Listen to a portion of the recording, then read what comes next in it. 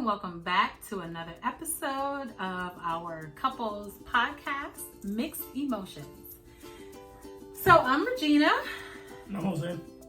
And we're going to just talk briefly about communication this week, which is really big in the marriage. And I think doing a little bit of research on this, I was kind of surprised by the communication part. Like it was saying it's the third reason most people divorce. Right. Is communication, which is just really weird. I think it kind of makes sense because it all stems back. You need to know where you're standing on stuff, where each other's standing. Yeah. So I think that's right. So what I did was I went to the HuffPost. It's the HuffPost.com, y'all, in case you want to check this out. And I looked at the top 10 reasons that people get a divorce. And to be honest, it do all stem back right to communication. Right. So everything really is about communicating. And if you don't talk in the marriage or explain what's wrong, if something's wrong, you carry around being confusion. You don't understand what the other person expects from you, what they want. Mad. You right. walking around mad. Like the other party, we've done that for years. Yeah, you don't even know why, if I'm mad or why I'm mad. And so what happens is, like, we tell about how we were married before and then we got divorced and got remarried. So you can check out our other videos to hear about that. But one of the things I remember in our first marriage was like literally a pencil could drop on the floor. Right. Then, yeah, right. And it'd be this huge argument. Why did you drop the pencil on the floor? Blah, blah, blah. And it wasn't really about the pencil. No, it was just that we didn't like each other. Well, we didn't like each other, but also because we didn't communicate too. Right. And so a lot of us, I think we were just like holding stuff in. Right. You know what I mean? Yeah. Like instead of just saying, hey, I was mad at you because you did this, or I was mad, whatever. So I think that we needed to communicate a lot more, and that led to so many other things. So, all right, y'all, let's get into it. And this is probably going to be one of those videos that will probably be a little bit debatable because you might not agree with us on some stuff, but we're more biblical based. Our relationship is more biblical based, even the roles in the marriage. I think a lot of stuff like that, we're more old school with it. So that's what we follow. So I'm going to mention some Bible scriptures and things like that. And feel free, you guys, if you don't agree, even if you do agree, leave in the comments because I would love to hear your points of view, even if it's not 100% with ours, that's totally fine. But we do want to hear from you, okay? So take time to write in the comments and let me know your feelings on this subject. All right, so let's go ahead and get into it. Remember, it's the HuffPost.com. Number one reason for getting a divorce, it says, is getting in for the wrong reason. Marrying for money. We've all heard that it is a ticket to a quick divorce, but what about when you marry because it's what you think you should do? I've met many divorced women who say the problems that made them leave were there right from the beginning, but everyone expected us to live happily ever after, or we had already spent so much money on the wedding, or we had just built our dream home. So remember, until you say I do, you always have the choice to say I don't. That's true. That is true. So what do you think about marrying for money? Or for convenience, or because somebody said to, somebody that did that in your family. That person has said, somebody told them, you should marry her because she's a good person.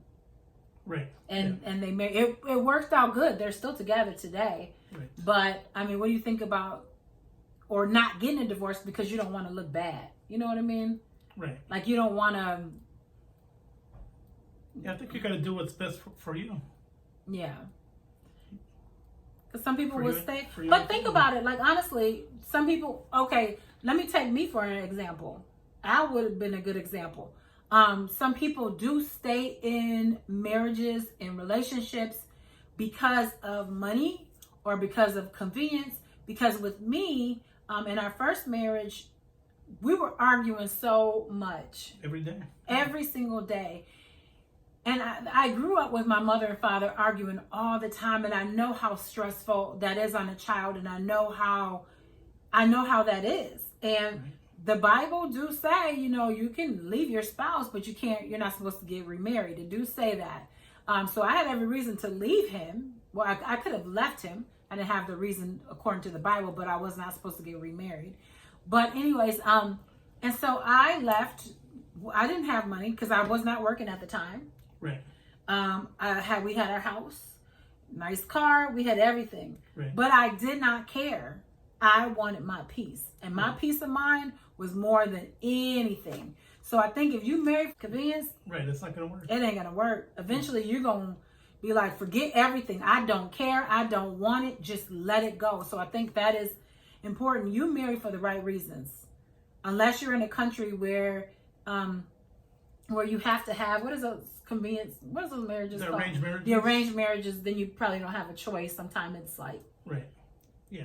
I mean, I don't know. Different cultures. Yeah, just different cultures. That's different. But I'm talking about here in America, we get to pick and choose who we want to marry, for the most part. So, okay, number 2 is lack of individual identity. So it says a codependent relationship is not healthy when you don't have your own interests or the opportunity to express yourself outside of coupledom. You become couple dumb. Right. If you are not comfortable doing things without your partner, or you don't know what kind of music, movies, or food you used to like, you are likely in deep and you probably feel like you are drowning and don't know why. Right. And that can happen very quickly. I know in our first marriage, because I was a stay-at-home mom, you do kind of lose who you are. Right, you lose your identity. You lose your identity. Right. And everything becomes, what do my children want to eat? I gained so much weight. Like when I was by myself, I could do whatever I wanted to do. Right. I could work out all day. I could do whatever I wanted. I could eat whatever I wanted. But, you know, when you have children, you kind of cater to what they want.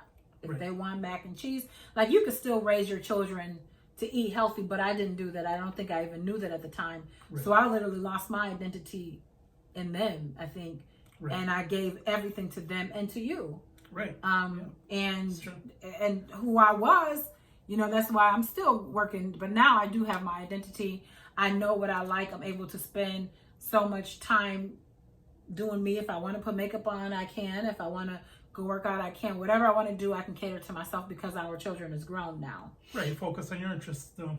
Right. You live for you, for yourself, or for us. Yeah. Right. So what do you feel about somebody who is so easygoing in the marriage and they're always like, oh, whatever you want to do. So like if I always want to go to the movies and we only watched what I watched.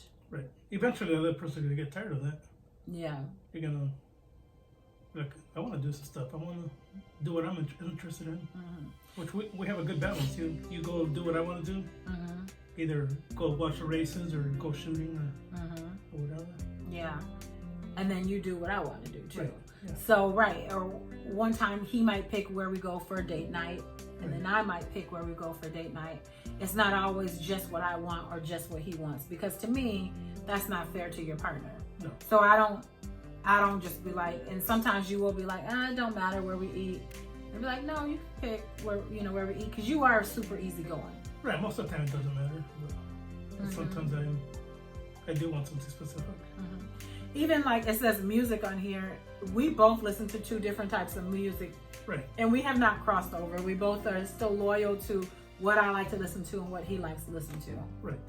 So I don't think anybody should be changing all that for a person. No, I don't think so either. You're always going to have your interests. Right, because you like movies that are like, is it not thrillers? What are you like? Action. Like action. Action. You don't you like Star Wars and all that stuff? I like Star Wars. Yeah. That stuff is boring to me. Right. But I still go to the Right. movies to go see it with him. Right. You know, just because I'm going to be supportive, and he still go because I like more romantic chick movies. flicks, chick flicks, and so I drag him along. And I'll go watch those too. Yeah. There's some pretty good ones. Yeah.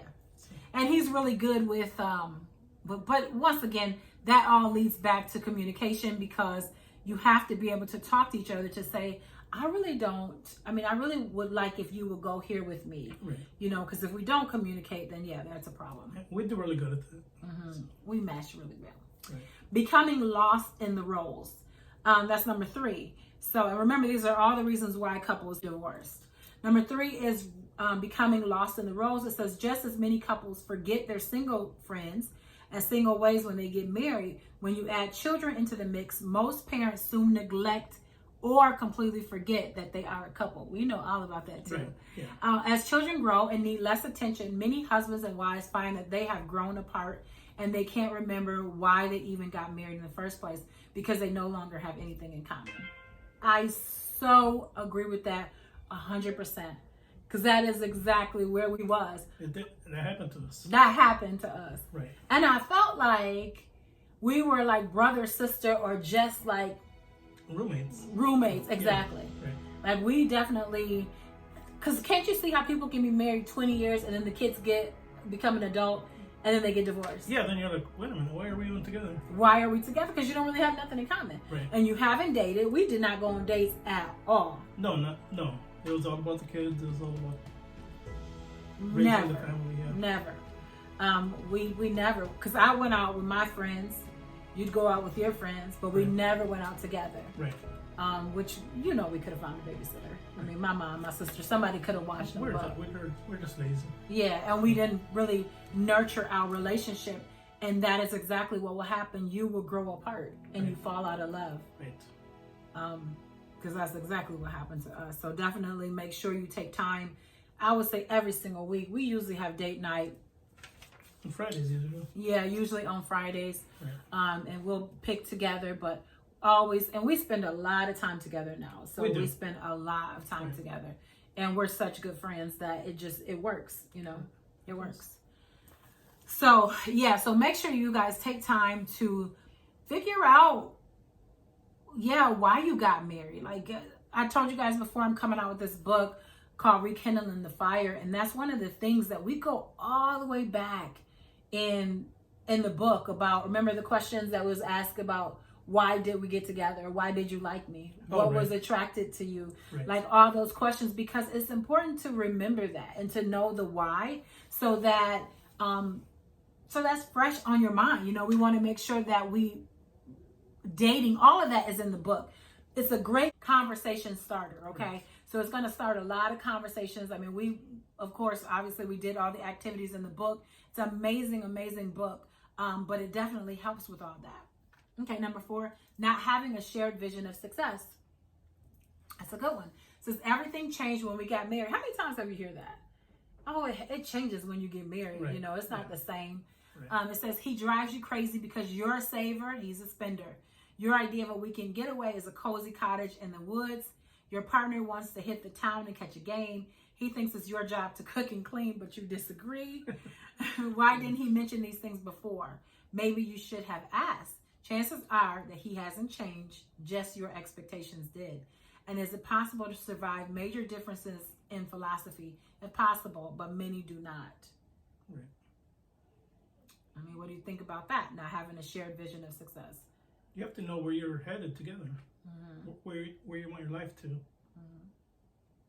What direction you want your life to go in. Right.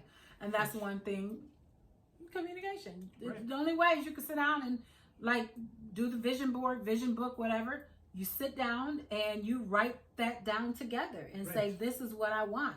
Because you guys should be on the same page. You should be on the same page. If you're not, that's a problem. Right. Know what your goals are. We didn't discuss, which we should have discussed before we got married, about staying at home. Okay. Right. We didn't. I think you assumed. Right. Yeah, I wanted you to stay home with the kids. Mm-hmm. And it's been a struggle. My working history throughout our marriage has definitely been a struggle. And I say it's been a struggle just because, it's been a struggle because every time I would work, we didn't really want to put our children in daycare because it was too expensive. Right, and we didn't trust people watching our children. We didn't trust people watching our children, and then it was just too expensive. Literally my whole check would have went to there. So I started doing little odd jobs, like maybe I drove a bus, for a couple hours out the day. But, I did what I could, but then my mother, she couldn't watch the baby anymore. And so I wound up having to quit. I remember, a few years ago, I was working, maybe 5-6 years ago, I was working at a mall. I remember we had our own little business at the mall. But that didn't go so well because he worked third shift and he would sometimes oversleep to get the children out of school. Yeah.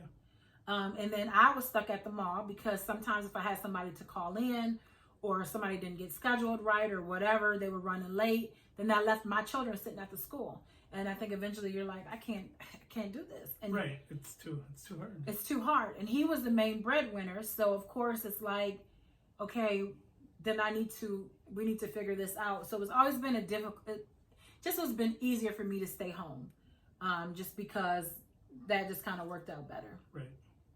And remember when I was working, because remember when we got divorced and then I was working for a few years, even after we got back together, like literally when I come home at 5 o'clock, you would do the best you could at putting dinners together. Oh, right. Nachos or tacos. Nothing like really nutritious. Right. No. Yeah, because he's not a good cook at all. No, I'm not. I remember one time I went to my youngest son likes vegetables. And so I remember I went out of town. I used to go for like maybe 3 weeks or a month. And he's like, Mom, can you tell him to make some vegetables? So I was like, hey, make some vegetables for him. Go grocery shop and get that. Right. And y'all, he got a big thing of broccoli. Like, was it broccoli or cauliflower? It was broccoli. Like he put a big thing of broccoli and he just put it in the water. Like I'm talking a big head of broccoli. I didn't know you were supposed to cut them up. So my son calls me. He's like, Mom, look at this. He's like sending me pictures. He's like, Daddy just you didn't season it, like literally. No, I just boiled the whole thing and then just put it on this plate. Like, so he really don't have that experience with cooking, and it just was not really healthy for any of us. Right. So it's just better if I have a good, nutritious home cooked meal. I appreciate them. Yeah. And so it says like, did you think people, staying at home to cook and clean, as far as getting away and stuff like that? We got together when I was 20. So yeah. I've changed since I was 20 years old. Yes. And that's just... Right, because you couldn't cook. You couldn't cook when we got together. We got to eat every day. Yeah. Yeah. Couldn't cook. I was a terrible, as far as keeping the house clean. We struggled in the beginning.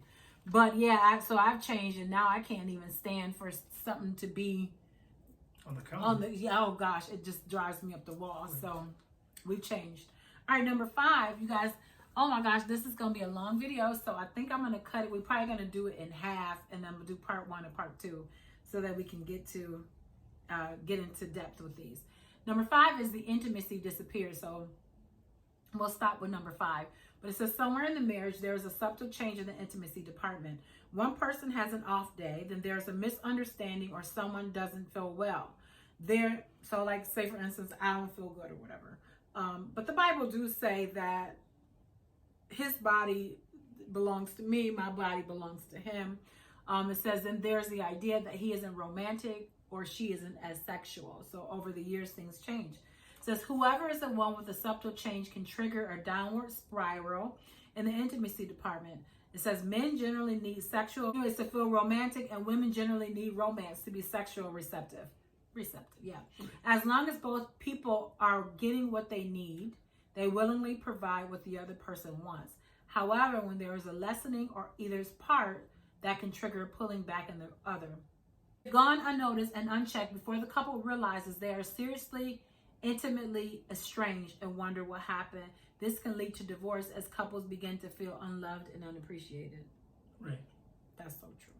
One of the pages in that book, the Rekindle the Fire book that we're coming out with, talks about intimacy. Because that's another thing that you really need to talk about is how often do you want sex?